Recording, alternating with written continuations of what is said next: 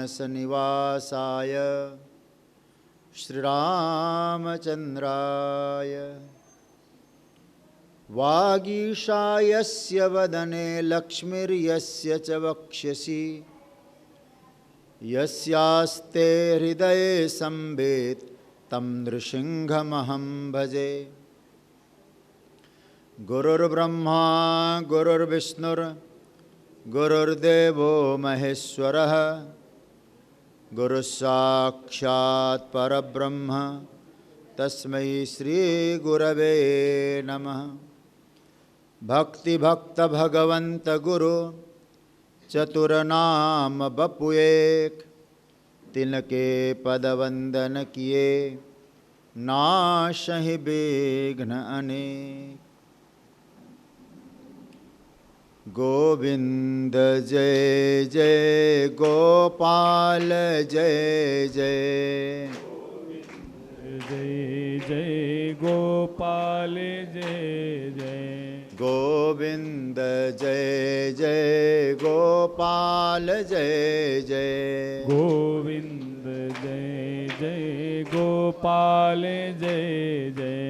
राधा रमण हरि गोविंद जय जय, राधा रमण हरि गोविंद जय जय, राधा रमण हरि गोविंद जय जय, राधा रमण हरि गोविंद जय जय, गोविंद जय जय गोपाल जय जय, गोविंद जय जय गोपाल जय जय, गोविंद जय जय गोपाल जय जय, गोविंद जय जय गोपाल जय जय। बोलिए भक्तवत्सल भगवान की जय, श्रीमद्भागवत महापुराण की जय,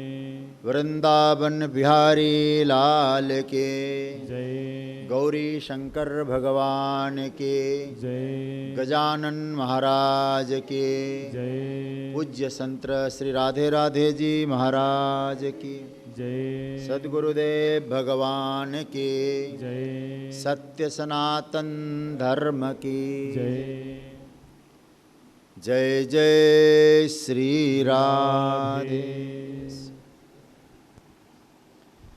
भगवत चरण कमलानुरागी आत्मीय प्रिय स्नेहीजन, आप सभी को इस सत्संग की यात्रा के आज छठे दिन व्यासपीठ से मैं प्रणाम करता हूं, आप सभी को वंदन करता हूं। एक बार प्रेम से बोलिए राधे राधे। भगवान की मंगलमयी कृपा से हम लोग कुछ दिनों से प्रभु की मंगलमयी उपस्थिति का अनुभव करते हुए संध्या के इस सत्संग में, सत्संग संध्या में प्रभु की कृपा से कुछ चिंतन मनन कर पा रहे हैं। कल हम लोगों का चिंतन था गीता में जीवन दर्शन। आज का जो विषय रखा गया है पंचामृत।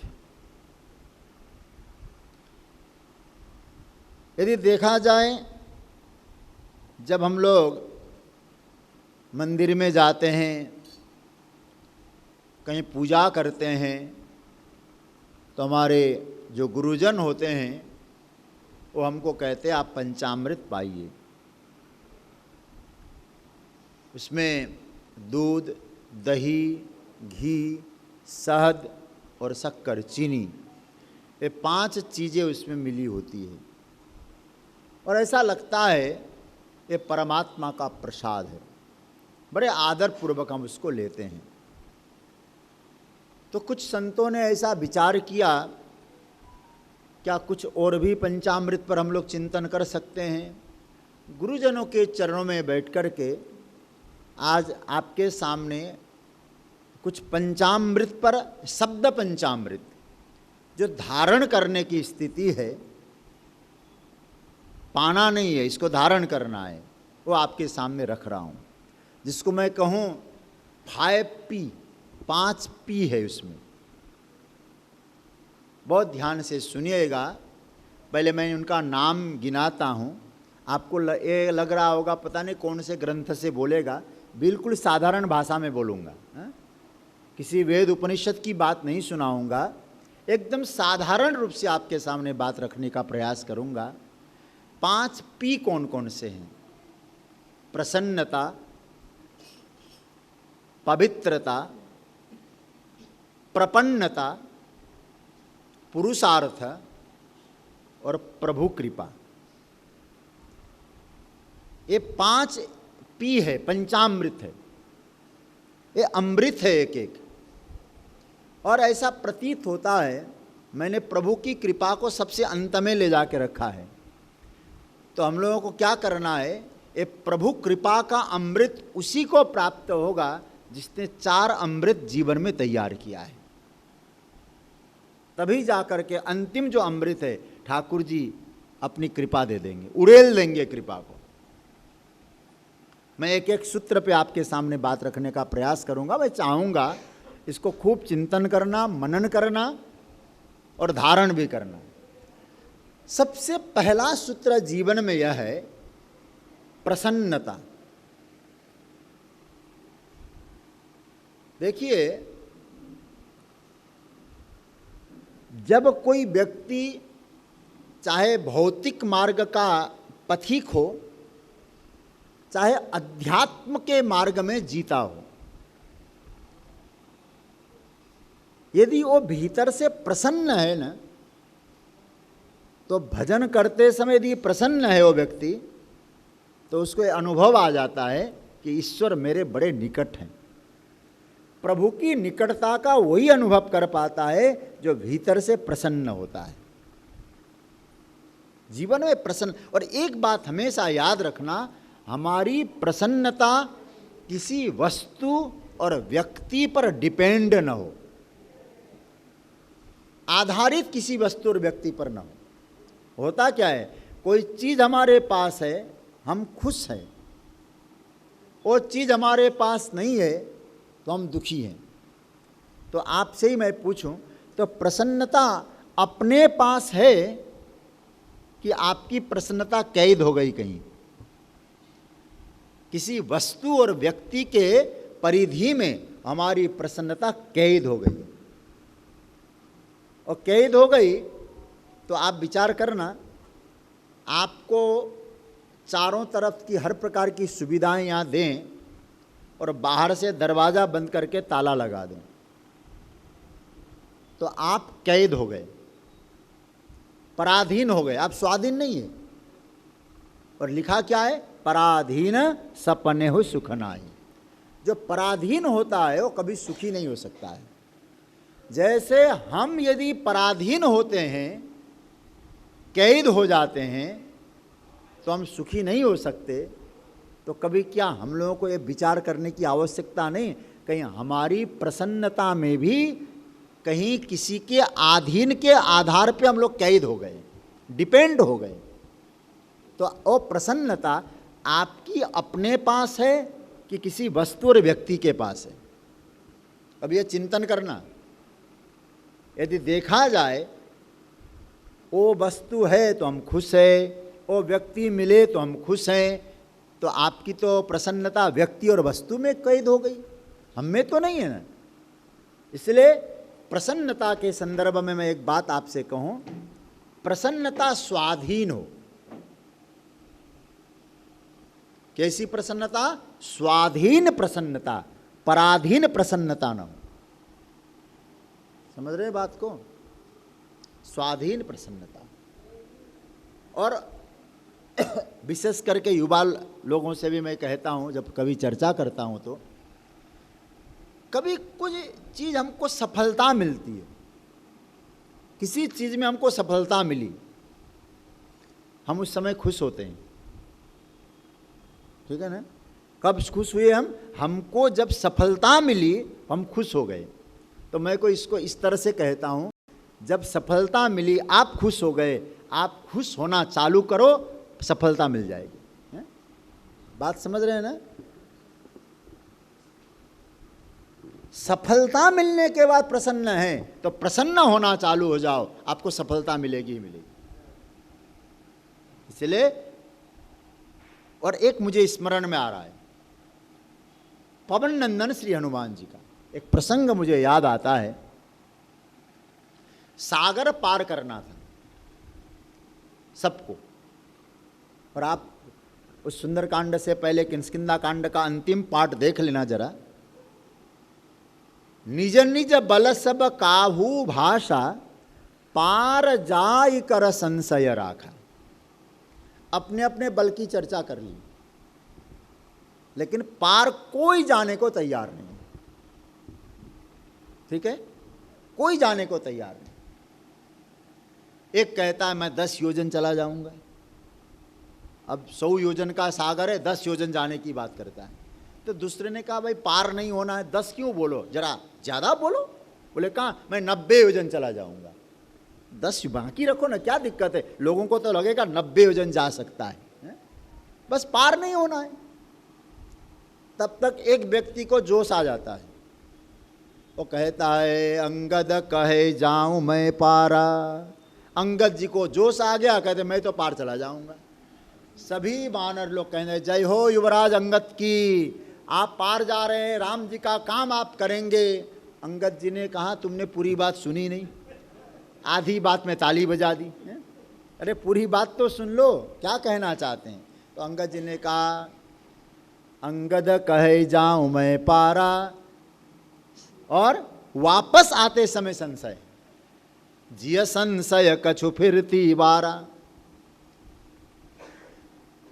वहां से वापस नहीं आ पाऊंगा मैं। तो जाम्बवंत जी ने कहा ऐसे लोगों को भेजने से फायदा ही क्या है, जो जा तो चला तो जाएगा लेकिन आएगा नहीं। एक विनोद की कथा आती है ना, 3 मित्र आपस में बातचीत कर रहे थे। बोले हमारे पिताजी बहुत अच्छे तैराक है, एक बार तैरने जाते हैं तो पानी के नीचे कम से कम 5 मिनट तक रहते हैं, उसके बाद निकलते हैं। दूसरे ने कहा हमारे पिताजी 10 मिनट तक पानी के भीतर रहते हैं, तब निकलते हैं। तीसरे को और जोश आ गया, हमारे पिताजी एक बार डूबने चले गए, आज तक आए ही नहीं, आए इतने डूबते। तो कहने का मतलब चला तो जाऊंगा, वापस नहीं आऊंगा। आप सोचिएगा, ये सब अपनी अपनी बातें कहते हैं, लेकिन जिसको पार जाना है वो बिल्कुल चुप बैठा है, हनुमान जी। तब जाम्बवंत जी ने हनुमान जी को समझाया, जगाया, बहुत कुछ बोल के जगाया। मैं मुख्य बात, जो प्रसन्नता वाली बात मैं आपके सामने हनुमान जी का स्वरूप रखना चाहूँगा। बहुत कुछ कह के हनुमान जी को जगाया। हनुमान जी जगे जब राम जी के काज का स्मरण दिलाया। राम काज लगी तब अवतारा, सुनत ही भयउ पर्वताकारा। हनुमान जी पर्वत बन के प्रकट हो गए। तब हनुमान जी कहते हैं मुझे क्या करना है? बोले जाम्बवंत जी ने कहा सीता जी को देख के वापस आना है, इतना कर होता तो तुम जाई। उस समय हनुमान जी तैयार होते हैं, तो तैयार होते ही हनुमान जी क्या जवाब देते हैं? मैं आप सभी वानर सेनाओं को एक विश्वास दिलाना चाहता हूँ। विश्वास क्या? पूरी गारंटी दिलाना चाहता हूँ। ये मेरी गारंटी है। आजकल एक इलेक्शन में चला था ना, उनकी गारंटी है, तो पूरी गारंटी दिलाना चाहता हूँ मैं। बोले क्या गारंटी? राम जी का काम करके लौटूंगा। अभी जाऊंगा, राम जी का काम करूंगा, फिर लौट के आऊंगा, और मैं भरोसा देता हूं राम जी का कार्य पूरा होगा। क्यों पूरा होगा भाई? अरे अभी तो 100 योजन का सागर पार करना है, लंका में जाना है, तो कैसे आप कह रहे हैं? तब हनुमान जी महाराज कहते हैं आज कार्य करने से पहले मेरे मन में क्या आ रहा है? हो ही काज मोहि हरस विशेषी। मेरे मन में प्रसन्नता का भाव उठ रहा है। क्या प्रसन्नता है? बोले बानर तो और भी थे ना, भगवान ने सबको कार्य नहीं सौंपा है। आज मुझे भगवान ने, भले ही चुनौतीपूर्ण कार्य हो, भगवान ने मुझे सौंपा है।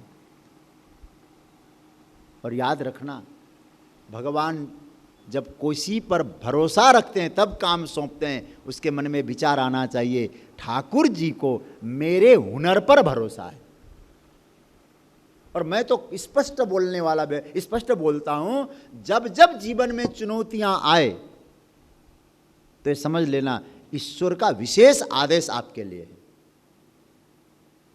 चुनौती उसी को देते हैं जिस पर ईश्वर विशेष कृपा करना चाहते हैं।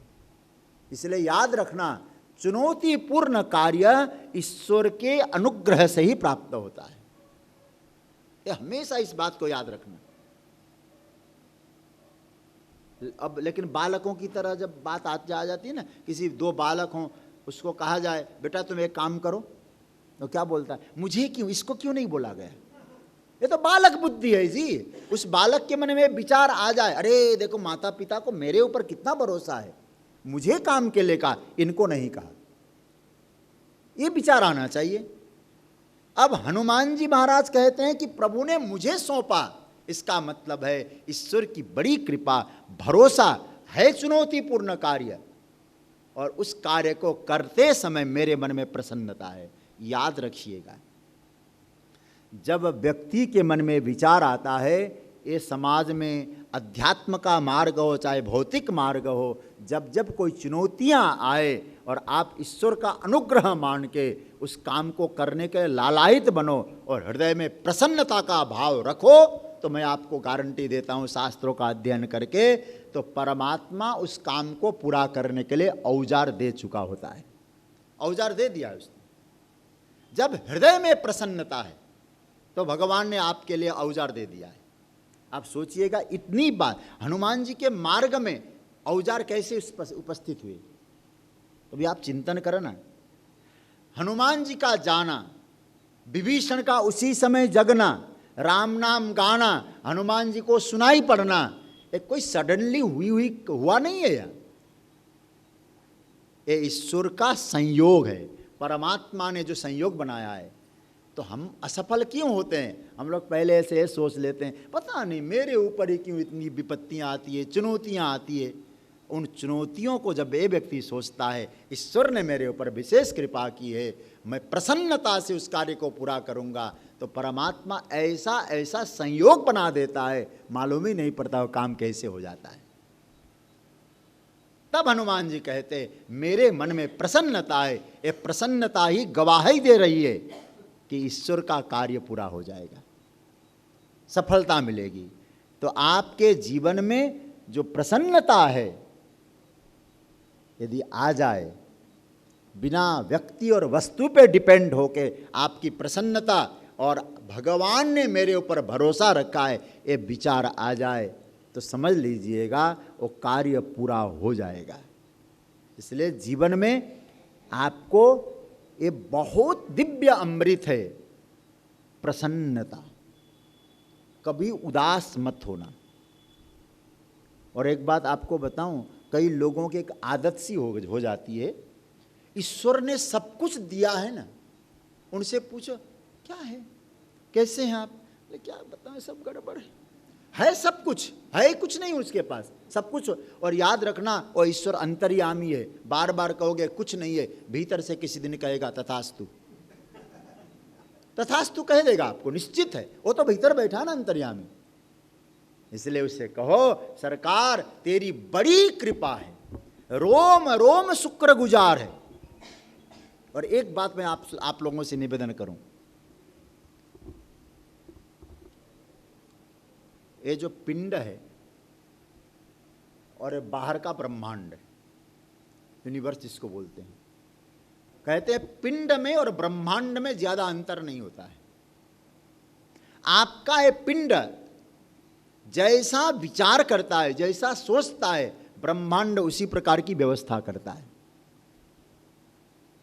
इसलिए अच्छा सो कहो, क्या हो रहा है, बहुत अच्छा हो रहा है, ईश्वर बड़ी कृपा है, हमारे लिए अच्छा ही करेगा परमात्मा, ये विचार करके रखो तो परमात्मा वैसा ही व्यवस्था करेगा। समझ रहे हैं ना? जैसा आपकी विचारधारा है, यूनिवर्स उसी प्रकार की व्यवस्था करने को तैयार होता है। तो हमें क्या करना चाहिए? मैं सदा प्रसन्न रहना है मुझे। क्यों? मैं परमात्मा का संतान हूँ, परमात्मा मेरे ऊपर अनुग्रह करता है, इसलिए मुझे सदा खुश रहना है, प्रसन्न रहना है। ये हमेशा विचार करते रहिए। पूरा जो ब्रह्मांड है ना, आपके लिए प्रसन्नता की व्यवस्था कर देता है, सारी प्रसन्नता की व्यवस्था कर देता है। उसी प्रकार का व्यवस्था हमारे सामने उपस्थित होता है। इसलिए सबसे पहला जीवन में आगे बढ़ना है। और हम लोग भगवान को क्या बोलते हैं? जो आनंद सिंधु सुख राशि। राम जी तो आनंद है, हमारा परमात्मा आनंद है, कृष्ण पुष्टि पुरुषोत्तम आनंद है। और उनकी उपासना करने वाले मुरझा के बैठोगे तो भगवान भी सोचते हैं भाई हमारे सद्गुण तो कुछ आने चाहिए तुम में। इतनी विपरीतताएं आने के बाद भी राम जी वन को जाते हैं तो प्रसन्नताम यान गता अभिषेकता, अयोध्या कांड में। जिसको सोचिए कल राज्याभिषेक जिसका होना था और रात्रि में सूचना मिलती है तुम वन चले जाओ, तो तुलसीदास जी ने राम जी को देखा। मैं क्या देखूं राम जी को? चेहरे की प्रसन्नता, प्रसन्नताम यान गता अभिषेकता। आप विचार करना, भगवान राम जी ने विचार किया जो मेरे सामने जो कार्य उपस्थित हुआ है वो कौन करेगा? मुझे ही करना है। और अब आप कैसे करना है? चाहे कराह के करो चाहे सराह के करो, दूसरा नहीं करेगा। आपके जीवन में दुख आया, कष्ट आया, कौन भोगेगा? हमको ही भोगना है। अब चाहे कराह के भोगो चाहे सराह के भोगो, भोगना मुझे। इसलिए हर परिस्थिति में जो व्यक्ति प्रसन्न धारण करता है तो समझ लेना ईश्वर उसके बड़े निकट होते हैं, हर समय सहायता करता है। इसलिए पंचामृत में पहला जो अमृत है उसका नाम है प्रसन्नता। ठीक है। दूसरा जो सूत्र आपको मैं दे रहा हूं उसका नाम है पवित्रता। ये बहुत जरूरी है। आज हम लोग स्वच्छता पर तो बल देते हैं और चला भी है स्वच्छ भारत अभियान, नोटों में छप गया है। किंतु आप चिंतन करें, स्वच्छता और पवित्रता में थोड़ा अंतर है। हमारा शौचालय कितना भी स्वच्छ हो, लेकिन क्या आप कह सकते हो पवित्र है? तो कहने का अर्थ है पवित्रता। और इसलिए मुझे बहुत प्रसन्नता होती है यहाँ आप लोग उनसे वहाँ जो लोग जुड़े हुए, हवेली से जुड़े हुए, पुष्टि संप्रदाय से जुड़े होते हैं। मैं यात्रा करता हूँ, लोगों से मिलता हूँ। आज वल्लभ कुल में, वल्लभ संप्रदाय में, पुष्टि संप्रदाय में जितनी पवित्रता का ध्यान दिया जाता है बहुत कम ऐसे अन्यत्र मिलता है।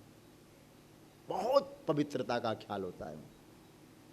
तो बाहरी भी पवित्रता हो और भीतर भी पवित्रता हो, विचारों की पवित्रता हो, विचारधाराओं की पवित्रता हो। और क्यों मैं इसलिए कह रहा हूं बाहरी पवित्रता आवश्यक क्यों है? क्योंकि बाहरी स्थिति ऐसी होती है जो भीतर की स्थिति को बुलाती है। बाहर यदि पवित्र भाव है ना, भीतर पवित्रता प्रकट होता है। जैसे मैं उदाहरण के तौर पे आप, क्योंकि बाहर की चीज ही ऐसी है जो भीतर की चीज को बुलाती है। हनुमान जी ने भी देखा फल वृक्ष में, तो मां से क्या कहते हैं? सुनो मां तुमोई अतिशय भूखा, लागी देखी सुंदर फल रूखा।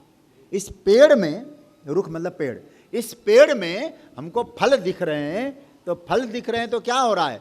बोले मुझे भूख लगाई, देखकर भूख लगी। बाहर की जो चीज है भीतर की चीज को बुलाती। एक बात और ध्यान देना, मैं एक छोटा सा उदाहरण दूं। मैं अपने पूज्य गुरुदेव के साथ, जिनके चरणों में बैठकर मुझे बहुत कुछ सीखने को मिला, गुरु के रूप में मैं उनको स्वीकारता हूं। तो एक जगह हम थे, किसी धनाढ्य व्यक्ति के घर में गए थे, उनके कारण हम भी गए, उन्हीं के साथ थे हम। तो जहाँ वो रुके थे ना, रुकने की व्यवस्था थी, वो सुंदर व्यवस्था थी। हर प्रकार की सामग्रियां रखी थी। तो वो कान में खुजलाते ना बट्स, वो भी रखे थे। तो हमको कहा मेरे गुरुदेव ने कि बेटा वो क्या चीज़ है? कहा कि महाराज ये बट्स है, वो कान खुजलाने वाले, वहाँ देना बेटा, मुझे कान में खुजली हो रही है। तो मैंने तुरंत कहा विनोद में, गुरु जी एक बात बताइए, आपने जिक्र तो नहीं किया, बट्स का नाम सुनकर बट्स को देखकर खुजली आई क्या? इतने हंसे हो, वास्तव में खुजली था ही नहीं, मुझे थी नहीं खुजली, बस तुमने दिखाया तो खुजली हो गई। तो आप विचार करना, कभी कभी देख कर भी तो होता है। बाहर की स्थिति आप देखते हैं तो भीतर की स्थिति प्रकट होती है। तो बाहरी वातावरण को पवित्र रखना पड़ेगा, तब भीतर से भी पवित्र भाव प्रकट होगा। इसलिए मैं इस बात को कभी स्वीकार नहीं करता हूं, पता नहीं किसने बनाया, और व्यक्ति को मुझे खोजता हूं, कोई वर्तमान में हो तो कभी मिलूं उससे, लेकिन पहले बनाया होगा। जो लोग बोलते हैं ना, मन चंगा तो कठौती में गंगा, मैं तो इस बात को कभी मानता ही नहीं। भैया मन चंगा तो कठौती, भैया मन चंगा तो तब होगा ना बाहर का वातावरण पवित्र होगा। इसलिए मैं एक छोटा सा उदाहरण से समझाऊं। पवन नंदन, पर प्राय मुझे उदाहरण हनुमान जी के बड़े प्यारे लगते हैं। तो हनुमान जी महाराज जब लंका गए, लंका में जाने के बाद हनुमान जी ने कहा मां मुझे भूख लगाई। भूख लगाई? बोले हाँ। क्या करोगे बेटा? बोले मां आप आज्ञा करें तो फल खाऊं। भूख क्यों लगाई? फल को देखकर भूख लगी। अच्छा, फल को देखकर भूख लगी? हाँ। तो बेटा फल मत खाना तुम। मां क्यों? मां ने कहा कि बेटा रावण के बगीचे के फल है। और रावण कौन है? गोस्वामी तुलसीदास जी कहते हैं रावण मोह है, मोह के वाटिका के फल है। और याद रखना, हमारे यहाँ कहावत है ना एक, जैसा खाओगे अन्न वैसा होगा मन। मोह के बाटी इसने कैसे इकट्ठा किया, संपत्ति कैसे इकट्ठी की? कहीं से लूटा है, नाग कन्याओं को नागलोक से लूट के रखा है, कुबेर की संपत्ति को लूटा है, हर जगह से लूटा है, लूट खसोट करके यहाँ उसने तैयार किया है। और ऐसे व्यक्ति के फल को खाओगे, क्या तुम्हारी बुद्धि अच्छी बनी रहेगी क्या? महाभारत में तो एक कथा वर्णन नहीं है, लेकिन हमारे महात्मा लोग कहते, भीष्मा पितामह ने यही तो कहा था, जब ज्ञान देने लगे सरसैया पर, तब पूछा इतना सुंदर ज्ञान जब मुझे नग्न किया जा रहा था तो कहाँ चला गया था? कहाँ चला गया था आपका ज्ञान? तब भीष्म पितामह ने उस समय कहा कि मैंने उस समय दुर्योधन का अन्न खाया था, इसलिए मेरी बुद्धि निर्णय नहीं कर पा रही थी। हनुमान जी महाराज से जानकी जी कहती है, इस प्रकार का जो लूट खसोट करके इकट्ठा किया है, वो यदि खाओगे तो तुम्हारी बुद्धि अच्छी बनी रहेगी क्या? तब हनुमान जी ने मां से कहा, मां मैं रावण का मानता ही नहीं। बोले क्यों नहीं? मां यदि रावण का मानता होता तो मैं आपको पूछने से पहले रावण के पास जाता, हे रावण तेरे बगीचे के फल खाऊं या न खाऊं, आज्ञा दो। मैं उससे नहीं पूछ रहा हूं, मैं आपसे पूछ रहा हूं। मुझसे क्यों पूछ रहे हो? रावण के बगीचे के फल नहीं है माए। बोले क्यों, कैसे मानते हो तुम? इस फल की मालिकिन आप है। मां एक बात बताइए, वृक्षों का जन्म कहां से हुआ है? फल का जन्म कहां से हुआ है? वृक्षों से। और वृक्ष का जन्म कहां से हुआ है? धरती से। और मां आप बताइए, आपका जन्म कहां से हुआ है? आपका भी तो धरती से हुआ है। जब वृक्षों का जन्म धरती से हुआ है और आपका जन्म भी धरती से हुआ है, इसलिए रावण भी जब आपके पास आता है तो कोई अपने ही रिश्तेदार को लेकर आप बात करती है, तृणधरी ओट कहती बई देही। वनस्पति को लेकर बात, क्योंकि मां जानती है मेरा अपना है, ये भी, मैं भी भूमि जा हूं, ये भी भूमि से उत्पन्न है। इसलिए मैंने तो सोच लिया, इस वृक्षों की स्वामिनी, फल की स्वामिनी आप है, मैं आपसे पूछ रहा हूं। और मां रावण के बगीचे का फल खाऊंगा तो बुद्धि बिगड़ेगी, मुझे मालूम है, लेकिन आपके द्वारा दिया हुआ प्रसाद पाऊंगा तो निश्चित रूप से क्या स्थिति बनेगी? भीतर से वासना की जगह उपासना प्रकट हो जाएगी। रावण के बगीचे के फल विषय हैं, और भीतर से वासना प्रकट कर देती है, और आपके द्वारा दिया हुआ प्रसाद और भीतर से उपासना प्रकट कर देती है। इसलिए माँ आप आज्ञा करिए तो मैं इस फल को आपके प्रसाद समझ के पाऊंगा, और तार्किक रूप से भी आप ही का है। तो आप बताइए माँ, एक निवेदन आपसे है कि आज्ञा करिए, मेरी बुद्धि बिगड़ेगी नहीं, और माँ का प्रसाद है। तब बहुत प्यारी बात जानकी जी ने कहा, और ये दोहा पर हम लोग बहुत गंभीर चिंतन करना चाहिए। तब हम जानकी जी कहती, अब तुम्हारी बुद्धि को समझ गई मैं। देखी बुद्धि बल निपुण कपि, कहो जानकी जाओ। अब तक नहीं कहा था माँ ने जाओ, अब तक तो तर्क दे रही थी, अब क्या कह रही है, तुम्हारे पास ऐसा विवेक है, तुम्हारा कोई बिगाड़ नहीं पाएगा, क्योंकि बाहर के विषय को तुम पवित्र बनाने का सामर्थ्य रखते हो। देख बुद्धि बल निपुण कपि, कहो जानकी जाओ। रघुपति चरण हृदय धरी, तात मधुर फल खाओ। जाओ अब फल खाओ। कैसे फल खाओ? मधुर फल खाओ। वही जानकी जी कह रही थी ना, रावण के बगीचे के फल खाओगे बुद्धि बिगड़ेगी। अब जानकी जी कहते मधुर फल खा लो। क्या फल पहले बिगड़ गए हुए थे, अभी मधुर हो गए? क्या फल तो वही है। हनुमान जी की दृष्टिकोण बदल गई।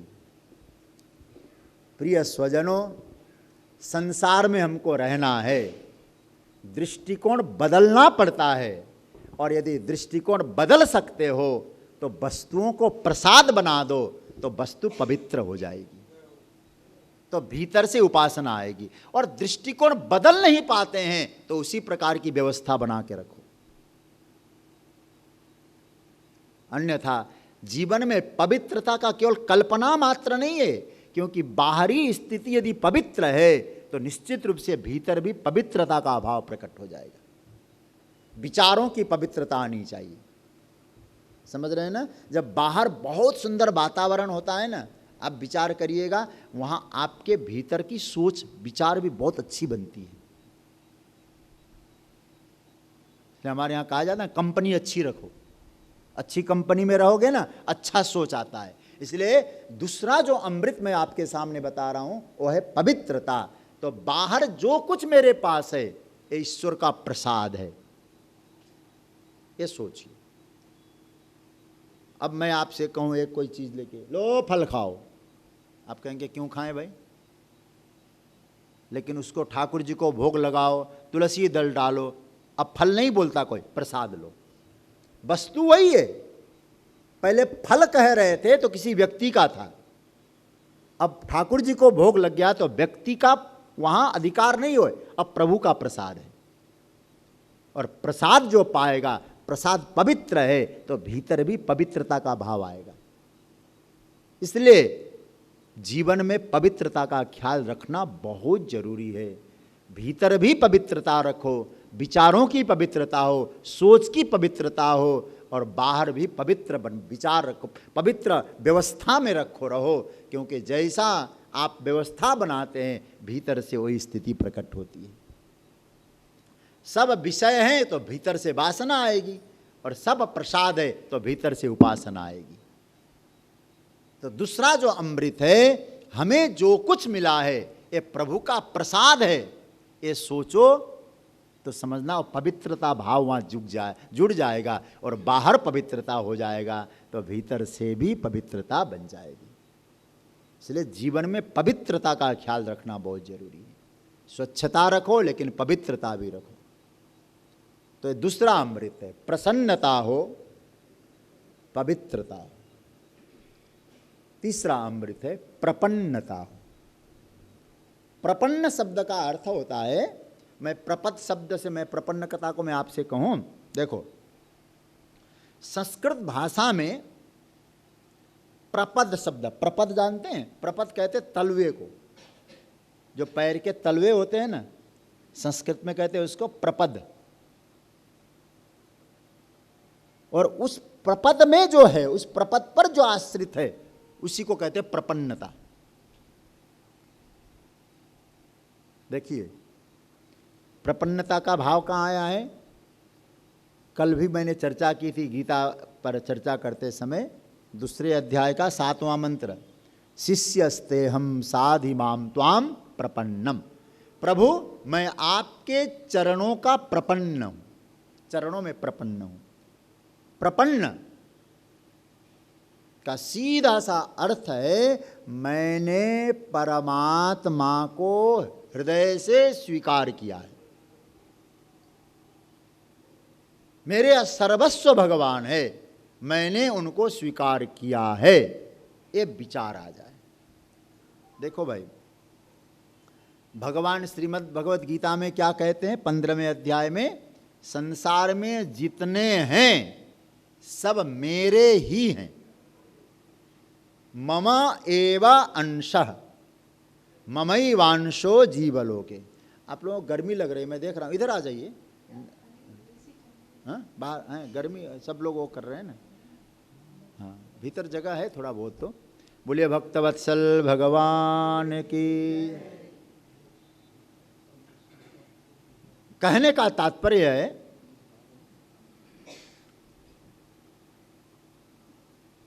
जब प्रपन्नता पर हम चर्चा कर रहे थे, मैं क्या बोल रहा था भूल गया।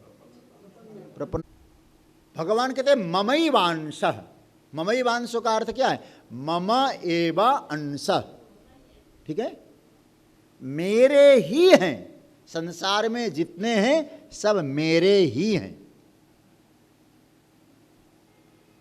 अब एक बात विचार करना, भगवान ने ये नहीं कहा मेरे भी हैं, मेरे भी हैं भगवान यदि कहते ना तो भगवान से अलावा और भी किसी के होते हैं। प्रभु ने जब एक कह दिया मेरे ही हैं तो दूसरे के हो ही नहीं सकते हम।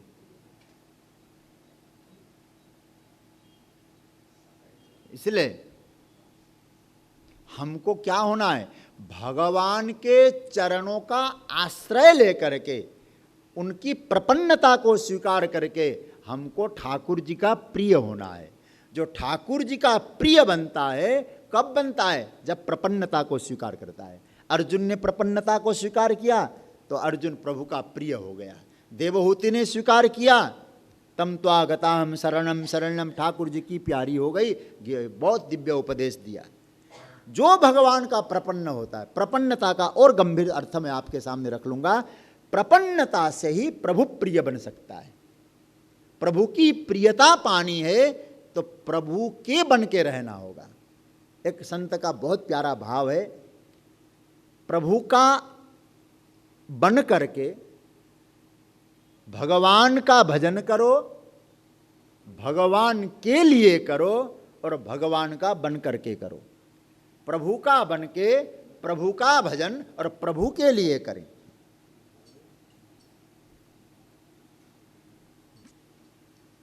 प्रभु का प्रिय बनना है। हनुमान जी सदा प्रभु के प्रपन्न हैं, इसलिए हनुमान जी के लिए एक शब्द का प्रयोग आता है।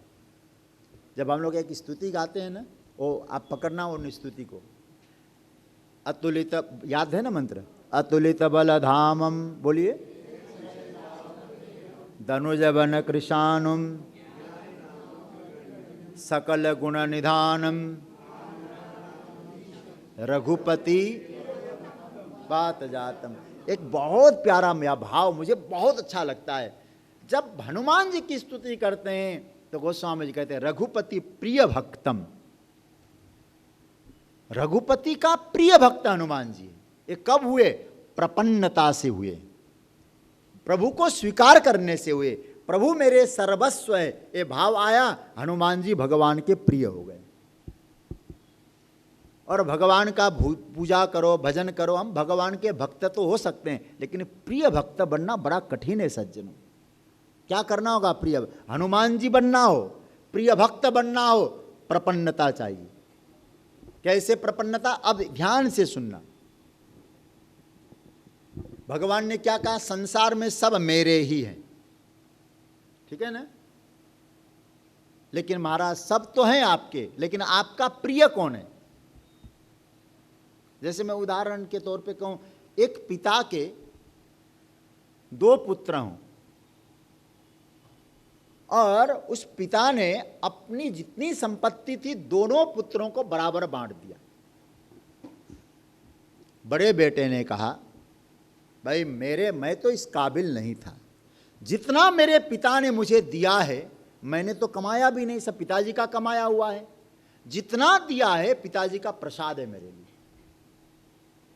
पिता का प्रसाद है, इसलिए ये पितृ प्रसाद है, मैं इसका कभी भी दुरुपयोग नहीं करूंगा, इसको और बढ़ाऊंगा और व्यापक करूंगा, लेकिन कभी बेचूंगा नहीं, न दुरुपयोग करूंगा, क्योंकि ये प्रसाद का मैं उपयोग तो करूंगा, मैं दुरुपयोग नहीं करूंगा। ये उसने ठान लिया और दूसरे को भी दिया ना।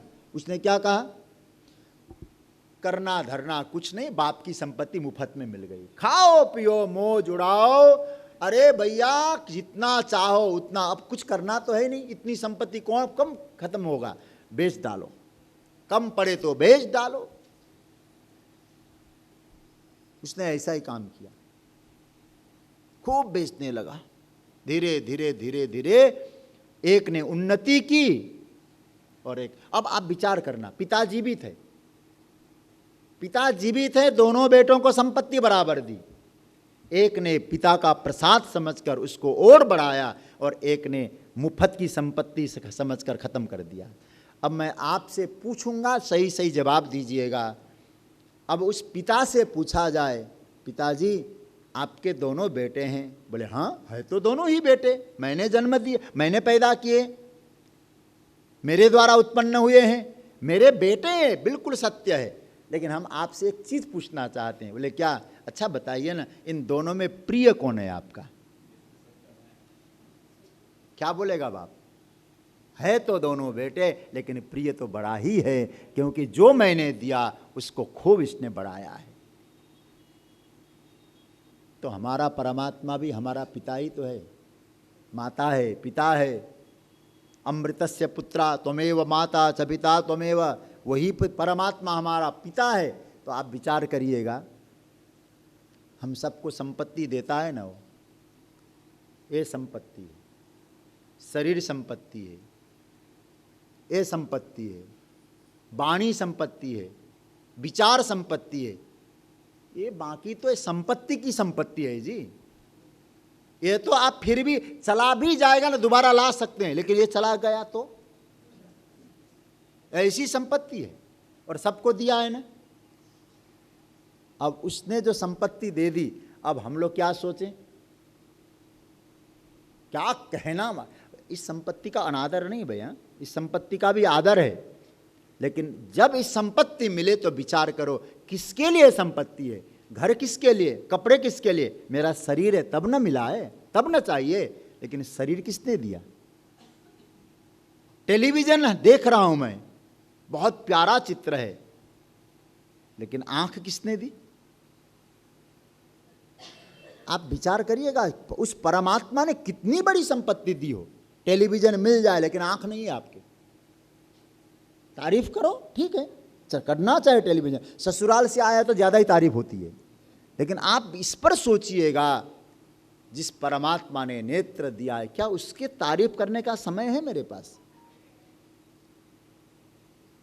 तो मेरा कहने का अर्थ है, जो हमारे पास ये संपत्ति है, विचारों की, इंद्रियों की, शरीर की जो संपत्ति प्रभु ने दिया है, इन प्रभु की दी हुई संपत्ति का जो दुरुपयोग नहीं करता, सदुपयोग करता है, सोचता है प्रभु की संपत्ति है, इसका मैं गलत इस्तेमाल नहीं करूंगा, तो याद रखना, यही जीवन की प्रपन्नता से प्रियता है।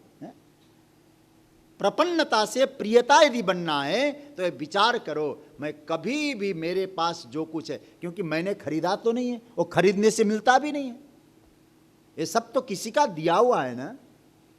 आपको कोई उपहार दे, लो उपहार, बहुत कीमती उपहार, और उसी के सामने आप ले जाके गटर में डाल दो, देने वाला क्या कहेगा? मैंने तो इतनी कीमती चीज दी, इसने गटर में डाल दिया। क्या हम लोग कभी ऐसा नहीं कर रहे हैं क्या? इतना सब कुछ दिया है, लेकिन हम लोग क्या कर रहे हैं, इसका उपयोग कैसा कर रहे हैं? तो भगवान यहां एक कहना चाहते हैं, प्रपन्नता प्रियता पूर्वक प्राप्त करो। प्रियता और प्रपन्नता यहाँ दोनों आवश्यक है। प्रभु का प्रिय बनना है तो प्रभु के प्रपन्न बनो, और जो प्रपन्न होता है और प्रभु की संपत्ति का दुरुपयोग नहीं करता है। तो प्रपन्नता का अर्थ क्या बना? हम जिनके हैं, उन्होंने जो दिया है उसका कभी भी दुरुपयोग हम नहीं करेंगे, क्योंकि हम उनके हैं। इसी भाव का नाम है प्रपन्नता। हम उनके चरणों में रहेंगे। और भगवान स्पष्ट कहते हैं, जो मेरे, फिर वो मेरे चरणों में ही रहेंगे। फिर जो ऐसा भाव रखते हैं, बाकी सब डूब जाएंगे, उनको मैं बचाऊंगा। क्यों? गीता का बहुत प्यारा श्लोक है, दैवी हे सा गुणमयी मम माया दुरत्यया मामेव प्रपद्यन्ते माया मेताम तरन्ति ते। जाल फैलाया हुआ है माया ने, सब डूब रहे हैं, सब जाल में फंस रहे हैं, लेकिन जो मेरा प्यारा प्रिय, प्रिय समझ रहे हैं ना, रघुपति प्रिय भक्तम, वो जो मेरा प्रिय, जो भी दुरुपयोग जीवन का नहीं करता, वो प्रिय जो मेरे चरणों का आश्रय लेता है। जैसे मछुआरा जाल फैलाता है ना, जो मछली मछुआरे के पैरों में है, पैरों के पास है, जाल में नहीं फंसती। ईश्वर के चरणों का प्रपन्न होना इसी को कहते हैं। मैं ठाकुर का हूँ, मैं ऐसा कोई कार्य न करूँ जिससे कि कोई लोग कहे भगवान का भक्त होकर भी ऐसा कर रहा है, तो बदनामी मेरे से ज़्यादा उनकी होगी। एक पिता ये सोचे मैं ऐसा कुछ करूँगा तो मेरे पिताजी की बदनामी होगी समाज में, वो ख्याल रखता है, तो भक्त वह है, परमात्मा का भक्त होकर गलत कार्य न करे, वही प्रपन्न है। कितने हो गए भाई? 3 हो गए। तो पहला जो सूत्र है हमारे यहाँ प्रसन्नता, मैं रिपीट कर रहा हूँ, ध्यान से सुनना। प्रसन्नता जीवन में आना चाहिए। दूसरा है पवित्रता आनी चाहिए। तब तीसरा है हमारे प्रपन्नता आनी चाहिए। अब क्या करें फिर उसके बाद 3 चीज़ों को आप क्रिएट करो, तैयार करो। फिर चौथा अमृत है पुरुषार्थ। मेहनत करो, परिश्रम करो। जो जिस मार्ग का है, कल भी मैंने गीता की चर्चा में कही थी बात, जो जिस मार्ग का है उस मार्ग में आप परिश्रम करो। किस मार्ग के हैं हम, कहाँ आपको जाना है, उस मार्ग में जितना अधिक परिश्रम। और याद रखना, जो लोग ये कहते हैं ना काम बहुत था ना इसलिए थक गए हैं, मैं आपको स्पष्ट कह दूं, केवल बहानाबाजी है। काम अधिक होने से व्यक्ति नहीं थकता है। मैं अपना अनुभव तो नहीं शेयर करना चाहिए, ईश्वर की कृपा से कहीं जब कथा करनी होती है, कई बार मैं 8-8 घंटा बोला हूँ। अभी इसके बाद तुरंत मेरी कथा मुंबई है, दोनों सत्रों की कथा है मेरी वहाँ। मुझे लगता है कि कम से कम 7-8 घंटा तो मुझे बोलना ही है वहाँ, क्योंकि मुझे स्वाद मिलता है। ये मुझे अपना स्वाद दे रहा है, मैं स्वाद ले लेके मुझे यही करना है, मैं स्वाद लेता हूँ। और जिस चीज़ में स्वाद मिलता है ना, वहाँ थकान नहीं होती है। तो जो काम आपको मिला है उसको आप स्वाद के बिना करोगे ना, तो आपको बहुत थकान महसूस होगी। इसलिए मुझे जो काम करना है आनंद से करो। अरे मज़ा आ गया करने में, स्वाद लो। अब सोचो 5-5 दिन का क्रिकेट टेस्ट मैच लोग देखते हैं ना बैठे बैठे, हैं? थकते नहीं हुआ। क्यों? क्योंकि स्वाद मिल रहा है उन लोगों को। तो जो कार्य आपको मिला है, तो एक काम करो, उसका खूब स्वाद ले लेके करो। सही काम चुनो, स्वाद ले लेके करो। पुरुषार्थ जीवन में बहुत आवश्यक है। और याद रखिएगा प्रिय स्वजनों, जो कुछ व्यक्ति हासिल कर पाता है पुरुषार्थ से ही कर पाता है। मैं अभी एक जगह था, वहाँ ऐसी चर्चा चली, पढ़े लिखे लोग थे बच्चे वहाँ काफ़ी, तो मुझसे उन्होंने पूछा कि महाराज भाग्य पे आप बल देते हो? मैंने भाग्य में मानता हूँ। तो पढ़े लिखे लोग थे, तो मैंने मुझे ऐसी उसी प्रकार से व्यवस्था, तो कहते क्या बनोगे तुम लोग? बोले महाराज, एक ने कहा हम तो हमारा यूपीएससी की तैयारी करने की सोच रहे हैं, जहाँ आईएएस बन के निकलते हैं। तो मैंने उनसे कहा तो भाग्य एक तरफ फेंको फिर। अब बोले क्यों? आज तक सोचो क्या किसी यूपीएससी वाला व्यक्ति भाग्य के सारे बिना मेहनत के यूपीएससी क्रैक किया है क्या? आज तक कोई किया है? इसलिए भाग्य होता है, लेकिन पहले पुरुषार्थ करो, पुरुषार्थ के बाद भाग्य आएगा। इसलिए मैंने प्रभु कृपा को लास्ट में लिया है। पहले खूब परिश्रम करो, जो आपको मिला है, जो काम करना है, तो सोचो ईश्वर आपने इतनी बड़ी कृपा की है, मुझे काम करना है, और काम हमारे लिए साधना है। जो कार्य हमको मिला है वो हमारे लिए साधना है। इस भाव से उस काम में लगना है। तो याद रखना, सुग्रीव, रामचरितमानस का एक पात्र है सुग्रीव, उसके विषय में मैं 2-3 बातें आपके सामने रखना चाहूंगा, बहुत ध्यान से समझना। वो पुरुषार्थ करता है, लेकिन सुग्रीव है कैसा?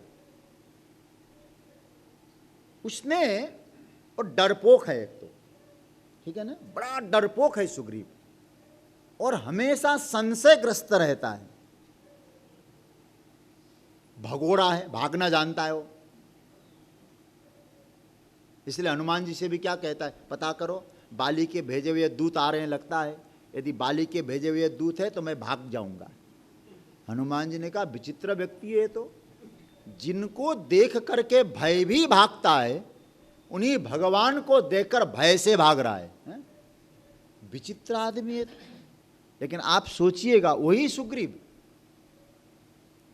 जब राम जी पर उसको भरोसा आया, तो राम जी ने कहा बाली से लड़ने जाओ, लड़ो जाओ। भगवान भेज देते बाली से लड़ने। अब मैं सुग्रीव पुरुषार्थ करना चाह, पुरुषार्थ करो, उससे जाओ लड़ो। बाली कौन है और सुग्रीव कौन है? यदि आप देखें, कहां तो बाली और कहां सुग्रीव। तीनों लोगों को जीतने वाले रावण को भी जिसने 6 महीने तक बगल में दबा के रखा, इतना बलशाली बाली। इसलिए गोस्वामी जी ने बहुत प्यारी बात कही कि रावण से बहुत बड़ा वीर है बाली। बाली महारण अति बलबीरा। हमारे यहां बहुत प्यारी बात आती है, कई बार चिंतन करते हैं तो, सबसे बड़ा वीर कौन है? वहां मानस में आया है सबसे बड़ा वीर रावण को बहुत बड़ा, रावण वीर बरीबंडा, बहुत बड़ा वीर है। कौन है? रावण है। अच्छा महाराज, रावण हो गया वीर, बाली हुआ अतिवीर। बाली महारण अति बलबीरा। रावण बन गया कौन है? वीर। बाली हो गया अतिवीर। क्योंकि जो वीर है, क्यों वीर है? बोले तीनों लोकों को रावण ने जीता हुआ है, वो तो है वीर। और तीनों लोकों को जीतने वाले रावण को जिसने जीता है, बगल में दबाया है, वो अतिवीर। और ऐसे अतिवीर बाली को भी जिसने एक बाण से अपने धाम पहुंचा दिया, वो रघुवीर। देखो क्या बात है। तो जिसने तीनों लोकों को जीता वो वीर, रावण को जीते वो अतिवीर, अतिवीर को जीते रघुवीर, और रघुवीर भी जिसके बस में हो वो महावीर। हमारे हनुमान जी हैं। तो यहां मैं जो चर्चा आपके सामने रख रहा था, बाली जैसा वीर, और सुग्रीव को भगवान कहते जाओ युद्ध करो। अब मैं यदि इसको कंपैरिजन करूं ना, बाली है एटम बम है, और सुग्रीव खिलौने वाला पिस्तल है। कंपैरिजन हो सकता है क्या? और ऐसे व्यक्ति को भगवान कह रहे युद्ध करने जाओ। और सुग्रीव भी ये सोचता है, प्रभु ने कहा है, मैं नहीं देखूंगा कि किससे युद्ध करना है, प्रभु ने भेजा है तो मुझे 100% देना है। ये क्यों देखें हम किससे युद्ध करना है, किससे लड़ना है, मेरे सामने कैसा संघर्ष है, ये देखने की जरूरत ही नहीं है आपको। हमको क्या देखना है? प्रभु ने भेजा है, मुझे काम करना है, चतुराई से काम करना है, 100% देकर काम करना है।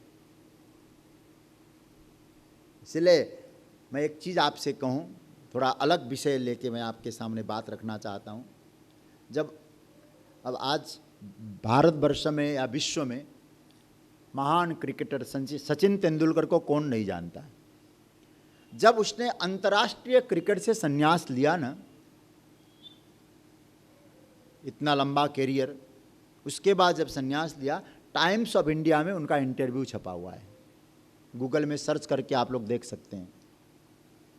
उस समय उनसे पूछा गया, आपके जीवन के कुछ रहस्य हमें चाहिए। उन्होंने जो बोला है, क्रिकेट मेरी साधना है, क्योंकि मुझे एक काम करना है तो मेरी साधना है क्रिकेट। मैं इसको साधना की तरह लेता हूँ। रात को कभी हमने कोई मैच जीत लिया, रात को 12-1 बजे तक हम लोगों ने जश्न मनाया, लेकिन सुबह 6 बजे मैं नेट प्रैक्टिस में 365 दिन हमेशा मैं सामने उपस्थित था।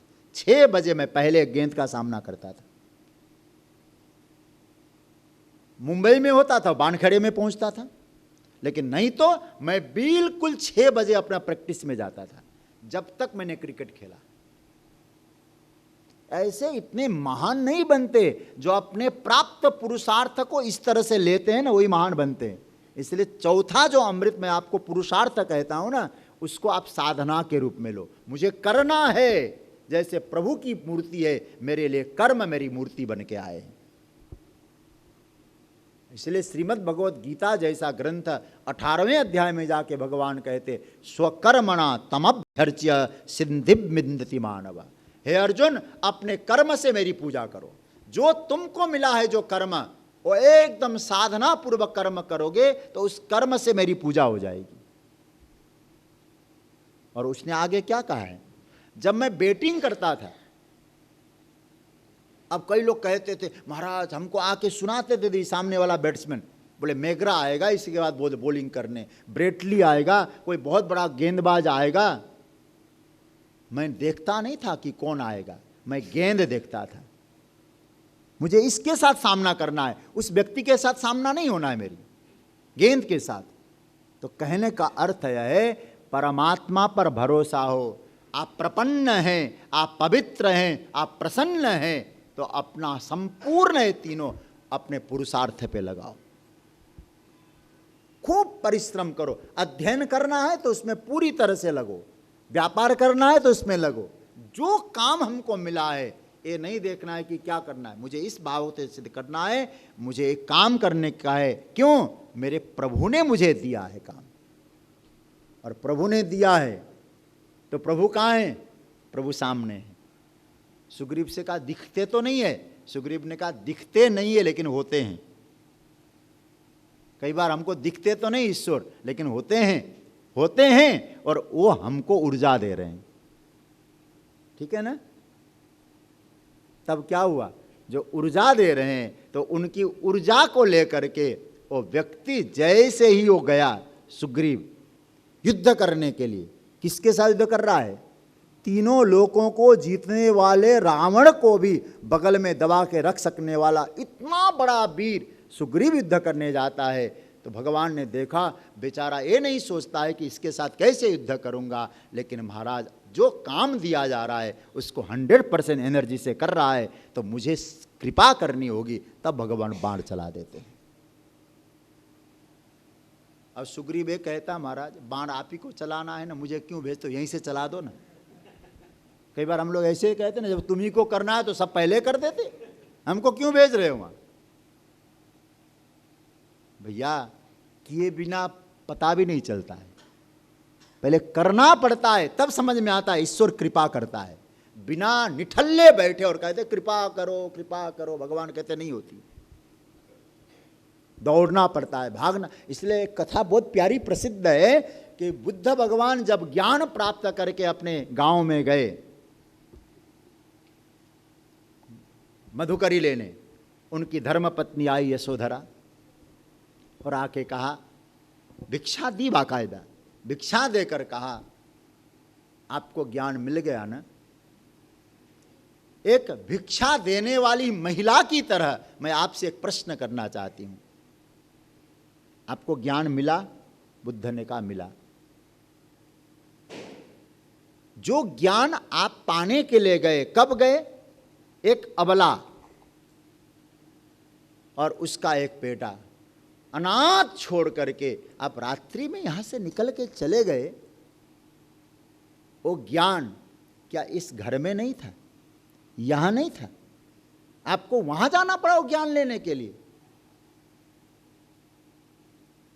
तो बुद्ध मौन हो गए, प्रश्न ही ऐसा किया। बुद्ध से पूछा, वो बताइए ना आप, क्या वो ज्ञान सब जगह नहीं है जो आपने वहां जाके प्राप्त किया बोधि वृक्ष के नीचे? बुद्ध ने कहा है, वो ज्ञान सर्वत्र है, यहां भी है। फिर आप यहां अबला को, छोटे बेटे को छोड़कर क्यों चले गए उस ज्ञान लेने के लिए? आपको कब मालूम पड़ा? तब बुद्ध ने कहा, जब यहां से गया ना, वो ज्ञान मैंने वहां जाकर प्राप्त किया, तब मालूम पड़ा कि वो ज्ञान सब जगह है। जब तक गया नहीं था तब तक मालूम भी नहीं था मुझे। बस यही सूत्र है। ज्ञान मालूम तो पड़ता कब है? जब हम कहीं उस ज्ञान को पाने के लिए लालायित रहते हैं, तो ओ, एक ज्ञान तो सर्वत्र है। उसी तरह से आप अपने कर्म को इस तरह से करेंगे, तब हमको समझ में आता है ईश्वर भी कृपा करता है। तो पहले से कृपा करता है कहने से नहीं होने का, हम लगे उस पे, वो जिसने। और इसलिए मैं कहता हूं, बुरा मत मानना, हम भगवान को तो मानते हैं लेकिन भगवान की नहीं मानते। प्रभु को मानते हैं, प्रभु की नहीं मानते। परमात्मा कहते हैं परिश्रम करो, मेरी कृपा अवश्य होगी। तुम चुपचाप बैठो और कहो कि कृपा कर दो भगवान, कृपा कर दो, ऐसे कृपा किसी पर होती नहीं है। उसके कहे अनुसार चलिए तो कृपा हो जाएगी। उसके कल मैंने कहा, उसका अनुकूल बन जाइए तो कृपा होगी। तो अब देखिए यहां, तो भगवान ने बाली का वध कर दिया। बाली कौन है? अब मैं इसको छोटी सी बात से समझाऊं आपको। विनय पत्रिका में गोस्वामी तुलसीदास जी ने सुग्रीव को कहा है जीव, और बाली को कहा है प्रारब्ध। बाली को इसका प्रारब्ध कहा है। कर्म, बाली कर्म है, प्रारब्ध है, संघर्ष है, सुग्रीव है जीव। और आप विचार करना, जीव हमेशा भटकता ही रहता है, भटकता है ना, एक जगह टिकता नहीं, क्योंकि ये कर्म हमको पीछे करता है, परेशान करता है, पीछा पड़ा रहता हमारा कर्म, संघर्ष। तो बचना है उसको, कहां जाके बचेगा? हाँ, ऋष्यमुख पर्वत, मैंने शायद कहा भी होगा या नहीं, मैं भूल गया। ऋष्यमुख, ऋषियों का मुख, सत्संग, वहां जाके बैठेगा। तो इसलिए अब देखो यहां, सुग्रीव पर ईश्वर ने जो कृपा की है ना, आप गंभीरता से चिंतन करना। सुग्रीव बाहरी दृष्टि से कोई बड़ा साधक आपको नहीं लगेगा। आप लोग मानस पर चिंतन करते होंगे, 2-3 बातें मैं आपके ख्याल में रखना चाहूंगा। जब लक्ष्मण जी ने एक बात कही, प्रभु आपको बुला रहा है, ऊपर बैठा है, आप नीचे हो, ऊपर बुला रहा है, और इसके बारे में सुनने में आया है बड़ा लालची है, धोखा दे सकता है, तो आप जल्दी इससे मित्रता मत कर लेना, इसको तुरंत मत अपनाना। लक्ष्मण जी ने प्रभु को सावधान किया, हमारे महापुरुष लोग कहते हैं। और एक जगह तो उनको पक्का हो गया। प्रभु राम जी ने कहा तुमको चिंता नहीं करना है, तुम मेरे मित्र बन चुके हो। तब सुग्रीव ने सारी बातें बताई कि प्रभु हम लोग यहाँ बैठे थे ना, एक बार क्या हुआ, ऊपर से एक विमान जा रहा था, एक महिला रो रही थी, आपका नाम ले रही थी, और उसने कुछ गहने गिरा दिए। ये कथा आप सब जानते हैं। एक गहने आप पहचान लीजिए, वाल्मीकि रामायण तो दूसरा पक्ष है, तो वहां राम जी ने गहनों को पहचाना। ये उन्हीं के गहने हैं।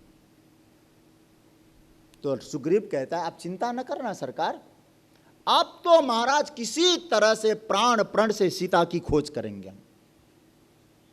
तब लक्ष्मण जी को अपनी बात पक्की लगने लगी। लक्ष्मण जी ने कहा महाराज धोखा है, धोखेबाज है आदमी, तुरंत आपको भूल जाएगा। बोले क्यों? जब आपने कह दिया तुझे राजा बना देंगे, बाली को मार देंगे, ये भगवान का भरोसा, अब ये लगने लगा यदि मैं भी तो कुछ कह दूं, इसलिए कभी भी धोखा दे सकता है। इसको अपनाने से पहले सोचना पड़ेगा प्रभु।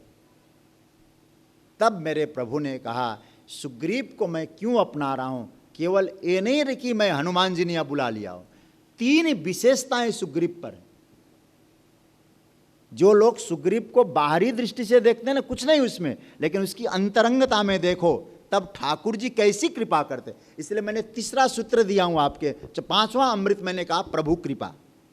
सुग्रीव पर कृपा हुई। सुग्रीव जीव है, हम जीवों पर ईश्वर की कृपा कब होती है?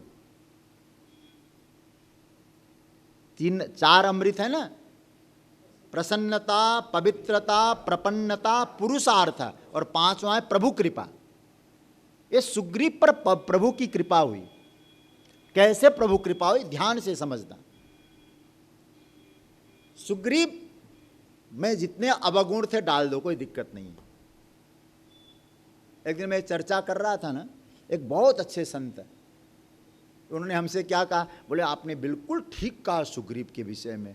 आज के जमाने में सुग्रीव होता तो कटोरी लेकर भीख मांगने लायक भी नहीं होता। हाँ, ऐसा बोल रहे थे महाराज। तो इतना डरपोक, इतना संशयग्रस्त आदमी, लेकिन ईश्वर कृपा कर रहे हैं। प्रभु कृपा क्यों हुई? सुग्रीव पर 3 विशेषताएं। पहला, भगवान जब आ रहे थे ना, सबरी माता से मिले। सबरी माता ने भगवान को कहा है प्रभु एक निवेदन है आपसे, बताइए ना माँ क्या निवेदन है? तब सबरी माता ने कहा पंपा सरहु जाहु रघुराई, तहां होई सुग्रीव मिताई। आप पंपा सरोवर जाइए और सुग्रीव से आपकी मित्रता होगी, उससे मित्रता करना।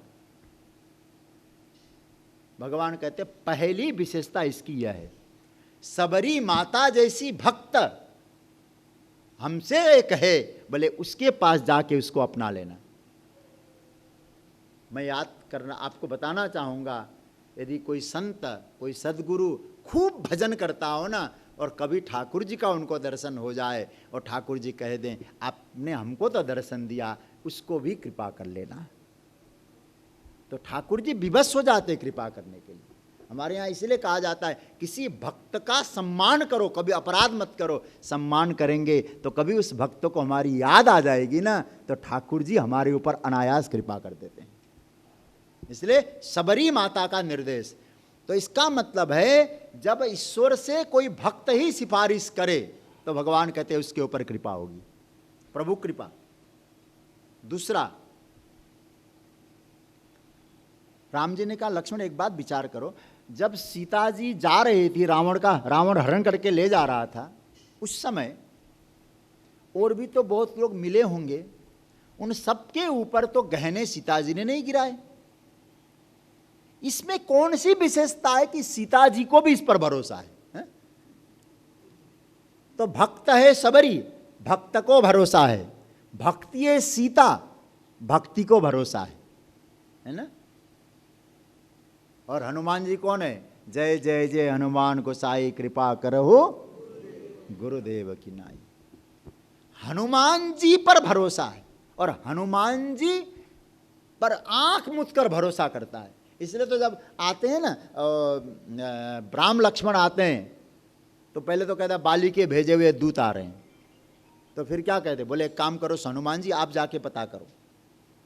बोले तेरी आंख नहीं है क्या, तू ही पता करना। सुग्रीव ने कहा नहीं हनुमान जी, अपनी आंखों से नहीं पहचान पाएंगे, पहचान तो गुरुदेव के नेत्रों से ही पाते हैं। आप गुरुदेव हैं, आप जाकर पता लगा लीजिए और जो आप कहेंगे मैं वो मान लूंगा। तीसरी, हनुमान जी सदगुरु की छत्र छाया है, और केवल छत्र छाया से काम नहीं चलेगा, गुरुदेव पर भरोसा है। 3 विशेषताएं सुग्रीव पर हुई। क्या क्या विशेषता हुई? एक भक्ति का भरोसा है, एक भक्त सिफारिश करता है, और सदगुरु का आश्रय है।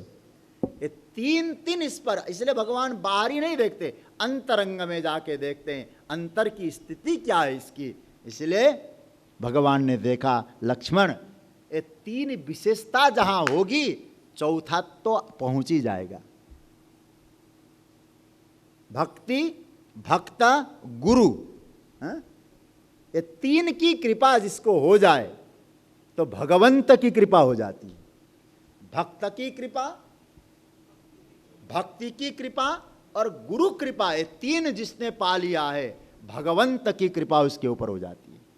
इसलिए नाभादास जी ने मंगलाचरण में ही लिखा है, भक्ति भक्त भगवंत गुरु चतुर नाम बपु एक। ये चार होते ही नहीं, एक तीन अलग अलग नहीं होते, एक ही होते हैं, बस एक क्रम है। ये तीनों को आप अपना लो, चौथी तो कृपा ठाकुर जी की हो जाएगी। तो ये तीन तीन विशेषताओं को लेकर बैठा है। और चौथी विशेषता क्या है? प्रभु पर भरोसा। और जो पुरुषार्थ करना है प्रभु पर भरोसा रख करके वो 100% देता है। सामने ये नहीं देखता है कि कौन है मेरे सामने, मुझे काम करना है। और याद रखना तब क्या होता है, तब परमात्मा बाण चला देते हैं। भगवान दिखते नहीं है लेकिन पूरी तरह से बाण चला के उस पर कृपा कर देते हैं, उसके जीवन का संघर्ष मिटा देते हैं, प्रारब्ध मिटा देते हैं। उसको जो भगवान पे भरोसा रख, तीन चीज़ों को पा करके भगवान पे भरोसा रख करके अपना पुरुषार्थ करता है तो उसको अंतिम अमृत मिल जाता है, प्रभु कृपा। तो ये चार चीज़ें हमें तैयार करना होगा। फिर पंचामृत में पांचवी चीज ना हो तो फिर चार अमृत हो जाएंगे, पंचामृत नहीं बनेंगे। तो पांचवा अमृत ठाकुर जी लेकर बैठे हैं। कोई आए तो सही, चार अमृत तुम तैयार करो, पांचवा हम मिला देते हैं तो पंचामृत बन जाएगा। पहला, हम सबको सदा खुश रहना है। मुझे एक बात बहुत प्यारी लगती है, पुराने जमाने में जब किसी को प्रणाम करते थे ना, ये नहीं कहते आजकल तो जुग जुग जियो, ये बेकार का आशीर्वाद है, कभी फलीभूत होता तो है ही नहीं है। एक आजकल मैं बड़ा विचित्र कभी कभी लगता हूँ, वो सुनता हूँ ना, क्या बोलते हैं, और जिस किसी का जन्मदिन होता है ना, बोले तुम जियो हजारों साल। एक क्यों फालतू बोलते हो भाई तुम लोग? क्या जो चीज़ हो ही नहीं सकती वो बोला जा रहा है, तुम जियो हजारों साल। और साल कितने, एक दिन साल के दिन हो 50, क्या बोलते? क्या क्या अनुकरण कर रहे हैं हम लोग, क्या बोला जा रहा है? इसलिए हमारे पूर्वजों ने कितना सुंदर आशीर्वाद दिया करते थे, प्रणाम करो, खुश रहो, यही बोलते थे ना, खुश रहो। कितना बड़ा विज्ञान छिपाता है यहाँ। ये नहीं कहते जुग जुग जियो, हजारों साल जियो, कोई नहीं बोलता था। और आजकल ये बेकार का आशीर्वाद है, कभी मत बोला करो ऐसे, ये हो ही नहीं सकता, क्यों बोलते हो भाई? असंभव वाली बात है। तुम जियो हजारों साल, अरे महाराज कितना जिलाओगे उसको? हाँ, जैसे मन चंगा कटौती में गंगा, उसका कोई अर्थ नहीं है, हाँ, वैसा इसका कोई अर्थ नहीं। कोई अर्थ नहीं। और देखो आप सोचो, कोई व्यक्ति को आपने बहुत लंबी आयु दे दी हो, मरेगा नहीं वो आदमी, लेकिन कहाँ तक पड़ा रहेगा, कब तक पड़ा रहेगा? सोचो, हड्डी पसली टूट गई, मरेगा नहीं अब। हाँ? अब तो घर के परिवार वाले भी कहते इनकी सुन लो, अब मरेगा तो है नहीं, आशीर्वाद ही ऐसा दिया हुआ है। इसलिए मैं आपसे कहता हूँ, यशस्वी भव कहो, किसी को यश प्रदान करो, कहो खुश रहो। ये हजारों साल जीने का आशीर्वाद देना भी नहीं चाहिए और ये होता भी नहीं है, बेकार का आशीर्वाद। तो पहला, इसलिए हमारे बुजुर्गों का विज्ञान देखो ना, भले ही वो बहुत बड़ा कंप्यूटर नहीं चलाते थे, सोशल मीडिया पे उस समय था ही नहीं, बहुत बड़े बड़े यूनिवर्सिटी पे नहीं पढ़े थे, लेकिन विज्ञान देखो उनको प्रणाम करता है, खुश रहो, हाय होए नहीं बोल देते हो, हाँ? खुश रहो। इसलिए उनका आशीर्वाद था, जीवन में खुश रहा करो, प्रसन्न रहा करो। और याद रखना, मैंने शायद कल भी कहा है, आप खुश रहना सीखो, प्रसन्न रहना सीखो। आपको बुरा चाहने वाले जो आपके शत्रु हैं ना, उनको तो बहुत बड़ा दंड मिल गया है। खुश रहा करो। तो पहला है प्रसन्न। ये प्रसन्नता आपका अपना हो, किसी वस्तु और व्यक्ति के कारण न हो। वो नहीं है तो भी आप खुश है, प्रसन्न है। दूसरा, पवित्रता। बाहरी वातावरण को पवित्र बना के रखो। जिस दृश्य को देखें वो दृश्य हमारे मन पर असर करता है, ऐसा दृश्य हम नहीं देखें, क्योंकि मन पर असर वस्तुओं का जल्दी हो जाता है। हमको बाहर भी पवित्र रखना है और विचारों की भी पवित्रता बनानी रखनी है। प्रसन्नता, फिर पवित्रता, उसके बाद प्रपन्नता बहुत जरूरी है। मैं परमात्मा का हूं, मेरे द्वारा ऐसा कोई कर्म न हो जिस कर्म के कारण प्रभु को कहना पड़े भैया तुम मेरे अनुरूप नहीं हो। हम जो काम करें प्रभु के अनुरूप होके करें, क्योंकि एक पुत्र प्रभु पिता का तब प्रिय बनता है पिता के अनुरूप होकर वो जीवन यापन करता है। गलत कार्य मार्ग में लगता है ना, पिता खुश नहीं होता है।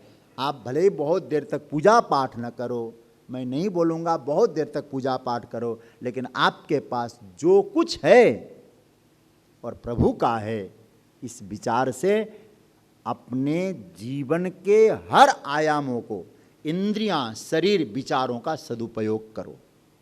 और पिता की संपत्ति है, उस परमात्मा ने दी हुई संपत्ति है, इसका कभी दुरुपयोग न करे। तो भगवान कहते वो हमेशा प्रपन्न है मेरे पास। तो तीसरा सूत्र है प्रपन्नता। और उसके बाद फिर जो हमको काम ठाकुर जी ने दिया है, जो कार्य आपको करना है, जो मिला है, कोई काम छोटा बड़ा नहीं होता है। और याद रखना, चुनौतीपूर्ण काम मिले तो ईश्वर की कृपा हो रही है मेरे जीवन में, और उसको खूब पुरुषार्थ है तो इस भाव से करो, मेरे साथ परमात्मा है, मेरे पीछे परमात्मा है, औजार दे चुका है उसको पूरा करने के लिए। इसलिए मुझे भरोसा रखना है। दिखता भले ही नहीं है लेकिन होता है। हमको अपना 100% अपनी एनर्जी लगा के उस काम को पूरा करना है। ईश्वर पर भरोसा रखकर किसी भक्त का अहित नहीं करना है, गुरु का आश्रय लेना है, ठीक है ना। तो तब क्या होगा, तो भगवान कहते हैं तुम अब ये सब लेकर के तुम लड़ने जाओ और पीछे से मैं बाण छोड़ दूंगा, और बाण जैसे छोड़ दूंगा, इसी को कहो मेरी कृपा। जब बाण छूटेगा तो तुमको निर्वाण मिल जाएगा। ये बाण आपको निर्वाण प्रदान कर सकता है। इसलिए ये प्रभु की कृपा देने को ठाकुर जी उड़ेलने को तैयार है, समर्पण करने को तैयार है, कृपा की छत्र छाया में रखने को तैयार है। लेकिन ये 4 चीजें हमारे पास होनी चाहिए, तब वह व्यक्ति प्रभु कृपा की अनुभूति कर पाता है, ठीक है ना। तो इसलिए ये 4 अमृत आप तैयार करो, 5वां प्रभु कृपा, तब ये पंचामृत बन जाएगा, तो जीवन अमृत जैसा हो जाएगा। इसलिए पंचामृत थोड़ी देर पा लिया अच्छी बात है, लेकिन इसको धारण कर लो, चिंतन करो, मनन करो। प्रभु कृपा को पाने के लिए ये 4 सोपान चढ़ो, 5वां ठाकुर जी डाल देंगे तो पंचामृत पूरा हो जाएगा। तो आज की चर्चा यहाँ विराम ले रही है।